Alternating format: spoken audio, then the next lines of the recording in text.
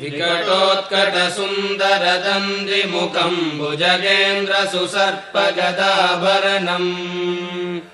गजनीलगजेन्द्रगणाधिपतिम् प्रणतोऽस्मि विनायकहस्तिमुखम् सुरसुरगणपतिसुन्दरकेशम् ऋषिगणपतियज्ञसमानम् भव भव गणपति पद्मशरीरम् जय जय गणपति दिव्य नमस्ते गजमुखवक्त्रम् गिरिजापुत्रम् गणगुणमित्रम् गणपतिमीशप्रियम्